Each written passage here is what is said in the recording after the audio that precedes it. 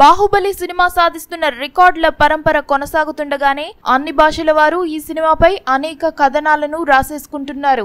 బాహుబలి గురించి ఎక్కువగా బాధపడుతున్న బాలీవుడ్ కథనాలు ఎలా ఉన్నాయో చూద్దాం. బాహుబలి పాత్రకు మొదటిగా ప్రభాస్ ని అనుకున్నా హిందీ వర్షన్ కు మాత్రం హృతిక్ రోషన్ అయితే కరెక్ట్ గా ఉంటాడని దర్శకుడు రాజమౌళి భావించాడట. కానీ ఈ ప్రాజెక్ట్ పై ఏమాత్రం దృష్టి పెట్టని హృతిక్ రాజమౌళిని తక్కువగా అంచనా వేశాడట. కానీ ఇప్పుడు మాత్రం సన్నిహితుల వద్ద తన బాధను వ్యక్తం చేస్తున్నాడట. నిజానికి ఈ సినిమాలో హృతిక్ హిందీ వర్షన్ లో చేసుంటే మరో లెవెల్లోకి దూసుకెళ్లేదేమో. అలాగే మరో ముఖ్య పాత్ర దేవసేన కోసం పొడగరి చూడగానే ఆకట్టుకునే అందాల తార నయనతారను అడిగాడట దర్శకుడు. నయనతార నుండి ఎటువంటి రెస్పాన్స్ రానందువల్ల అనుష్కను ఎంచుకున్నాడట.